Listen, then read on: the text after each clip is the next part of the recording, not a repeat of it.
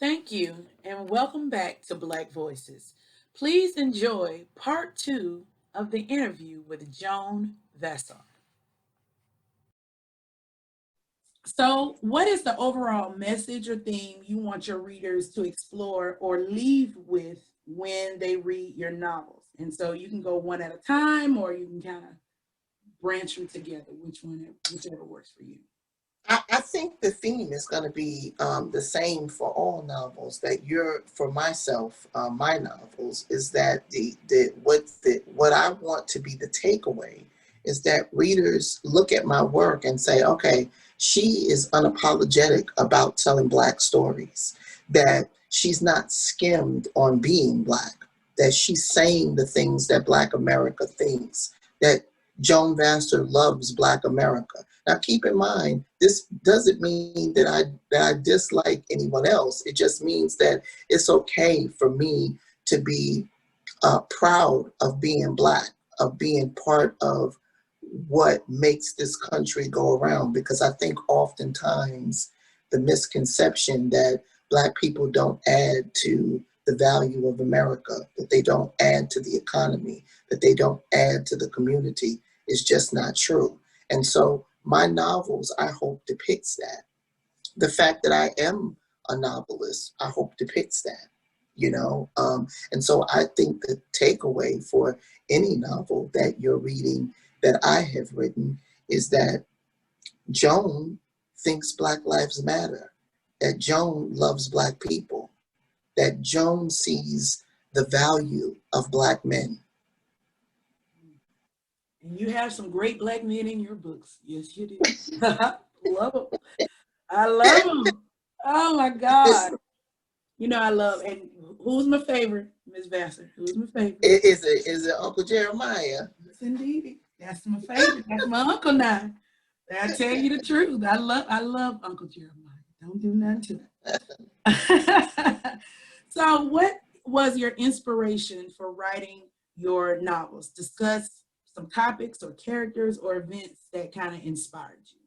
You know, I come from, and I don't usually talk about this, but I come from a huge, huge, huge family. My mother is number 7 of 10 children. My father is number 5 of 8. Okay. So I come from families where my mother had 5 brothers, and herself and 4 sisters make 10. So I come from a family of Black men that I love, that weren't always perfect, but did the very best they could. And I didn't have a bad experience with my mother's brothers and my cousins. And I have a lot of male cousins. My mother's siblings all had 3 kids apiece, just about. So I have some cousins, and so many I could lend you some and still have a whole bunch. Yeah, yeah. Um, and so my experience with um, 2 grandfathers that died early and 2 grandmothers that were wonderful, a lot of cousins, a lot of uncles on both sides.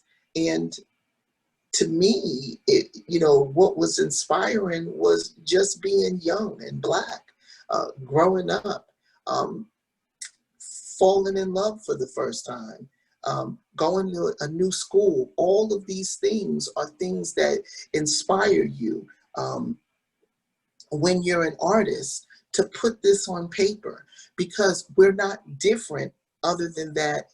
And I think you made a comment earlier that Black literature humanizes, and how unfortunate that is, that is one of the things that Black literature has to do, rather than just be entertaining, just be that vacation that the mind needs from the mundane, from work, from all of those things. And so for me, what inspired me was wanting to see myself, wanting to be entertained, wanting to be invested. And of course, when you have no money, reading is the cheap man's vacation, or the poor man's vacation. I shouldn't say cheap, I should say poor.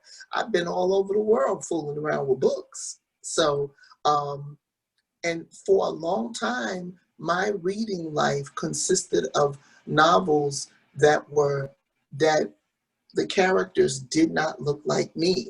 And so at some point, I had given up on reading and started trying to write so that I could tell stories that entertained me. And this was just, I think, like a major inspiration to get out there and do it. And I remember complaining to my ex-husband, I want to read a book about Black people. And he said, oh, okay, well, we talked about this. Until you write one, I don't want to have this conversation with you again. And I had to laugh because he was right. So this is a fan question. Which character do you relate to the most and why?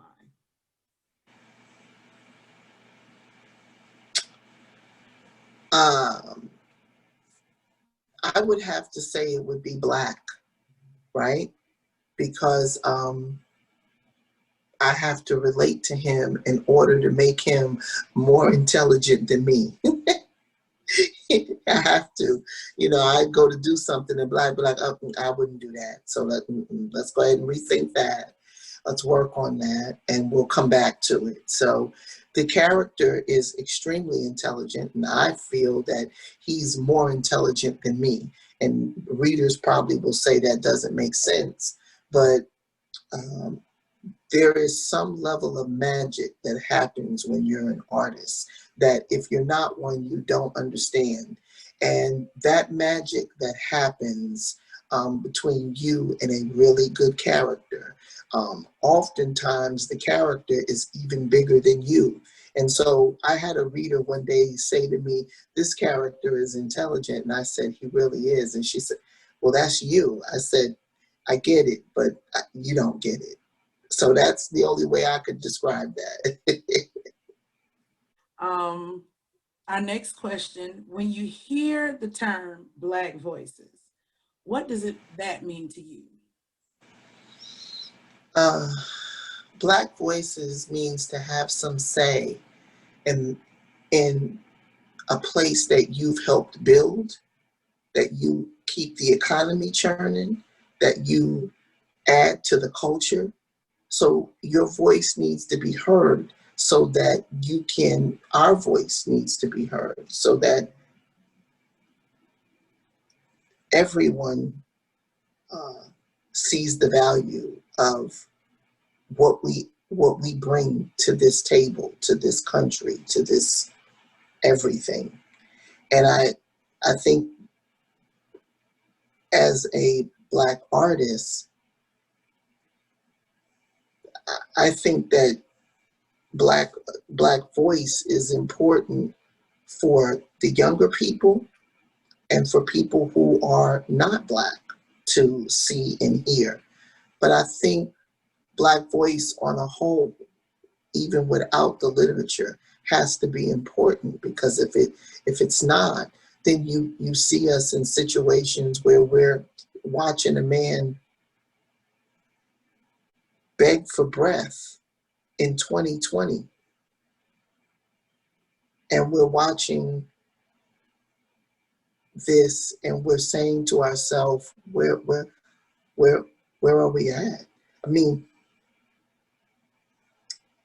Black voice has to be important enough that you could say, hey, I can't breathe, and actually be heard.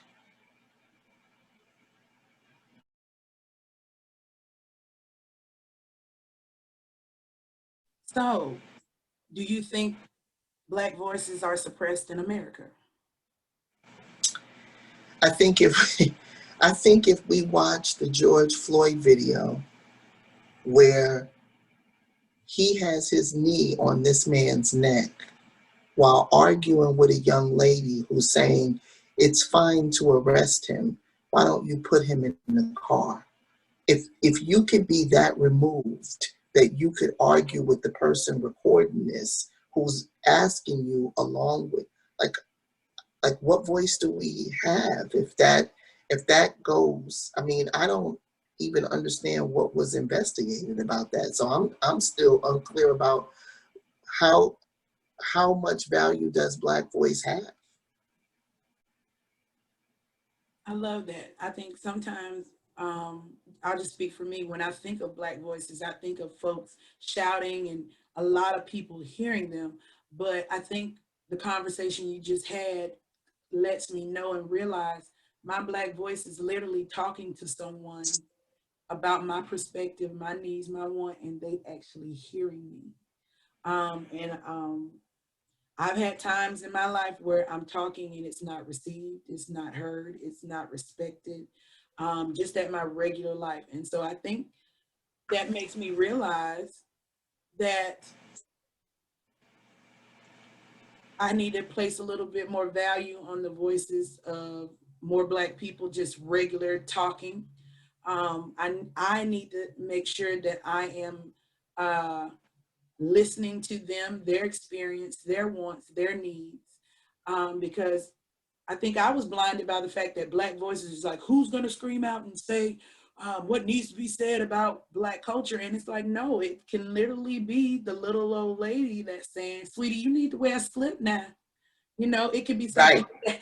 that minute. And because in her mind, ladies wear slips. And so if you are a lady, you need to wear a slip. And just negating her perspective of femininity and Black femininity is suppressing a Black voice. My students who, you know, come to me about their ideas. Miss Cotton, I want to be this when I grow up. I want to be an NBA player. And I'm thinking, Right. okay, but so what you gonna do to fall back on? Sometimes just motivating their dream and pushing their thoughts is amplifying Black voices. And when I do that, maybe I'm a part of the suppression. And so that gave me something to think about. It really You know why? You know why it also will give you something to think about? Because oftentimes, when we push a dream, other things assemble to the dream. You know, we can only see so much at a time because we're human. And so I have also been guilty of having young people come and say something to me, and my worry is what's to fall back on. And so I have gotten to a point when young people come and talk to me about writing. My goal is that their plan A is writing, and my plan A and plan B is to get plan A to work for them. And not have a conversation about what's safe, because all of that has to come into play anyway. And so I've had to learn that myself, that I think Black voice is important for so many reasons. And I fear that it is not being heard. And you bring up an even better point, that it has to be heard amongst us so that it can be heard outward. And I don't think I've given that any thought. And these are the moments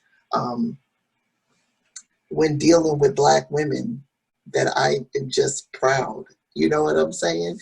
I remember as when I first wrote the Black series, and it wasn't a series at the time, it was one novel, and I had shopped it around, and I was told that, you know, no one would want to read this, that Black people would not be interested.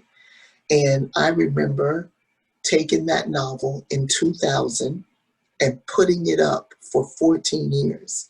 And so when I finally decided to write it, it was about myself and trying to figure out who I am as a Black woman. And my writing experience hasn't just been good because Black women buy and read my book. My writing experience has been good because I'm not measuring what Black camaraderie looks like by mainstream yardstick anymore. And so I have experienced the beauty of dealing with Black women who teach, who just say stuff that make me walk away thinking, wow, that's deep. And so you got to know, I thought 4 people, maybe 5. And I say this every time people talk to me. I thought 4 people, maybe 5, would read my work. And Black women are just something else. They read my work, so they buy the book. They tell a friend to buy the book. And then if that friend takes a long time to buy the book, they buy it for her so that they can discuss it with her. Then they have another friend, and so they lend her their book. They don't remember who they lent it to. So when Christmas comes, they rebuy the book for themselves and probably 3 other or 4 other or 5 other friends. And my experience lately with my readers and their voice has been wonderful. I love that. I did the same thing. My aunt put me onto your book, and then I put a friend of mine onto the book, and then she put a friend of hers onto the book, and then I bought a paperback copy and had you sign it, and I gave it to another Black woman, and she still has it. And I really want to say, can I can I have my book back, please? Because I really want it back. How do you use your Black voice?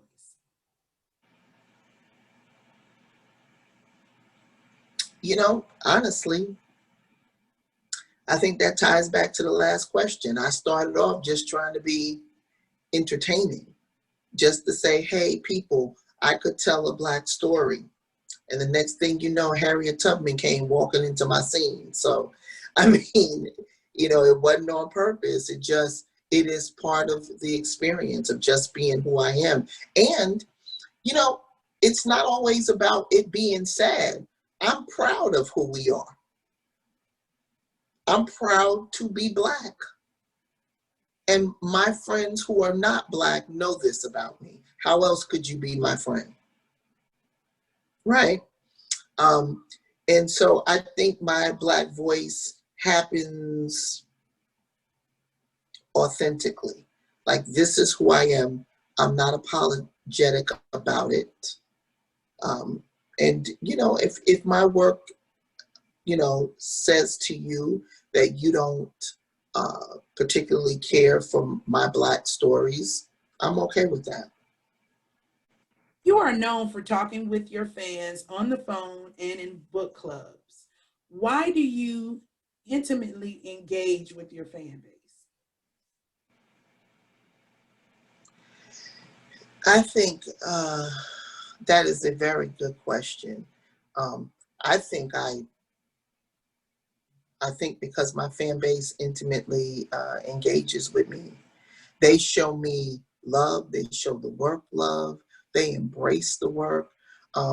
And so I'm an independent artist, which is just a whole nother discussion about Black voice, about Black artists having to take to the street and publish their own work, because when it comes across the desk of mainstream America, it is often chopped up, um, disregarded, um, and oftentimes you read novels that is produced by mainstream America, and you're trying to just figure out where is the Blackness in this novel. Um, and so I think I attempt to write in a fashion that celebrates being Black, and my fans enjoy it. And I attempt to further enhance their experience with me by being an artist that speaks with them, that listens to their thoughts, that their opinions, and they chat me up. Um, and they enhance my experience, not just the other way. Like, I get readers who get me on the phone and they say, oh my God, I can't believe I'm talking to you. And I'm thinking to myself, oh my God, I can't believe someone likes my work.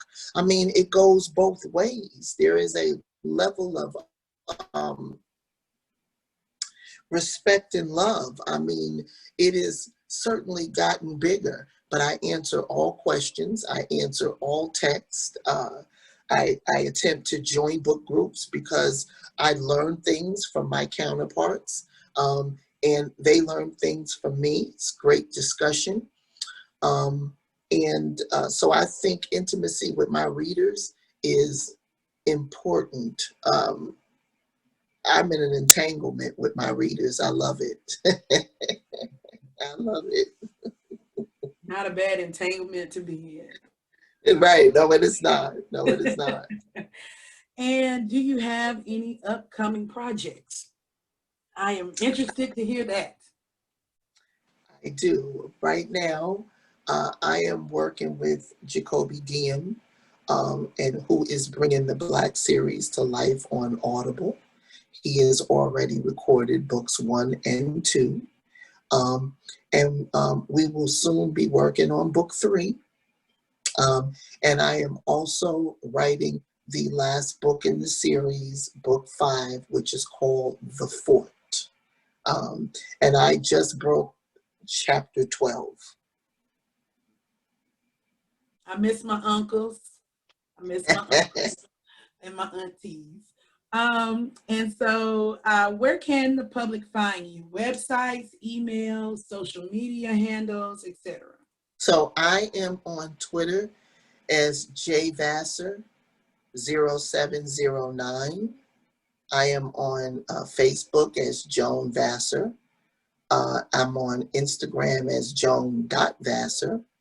And I have a website, author joanvassar.com. And so those are the places you could reach me. But mostly, I do most of my chatting on Facebook.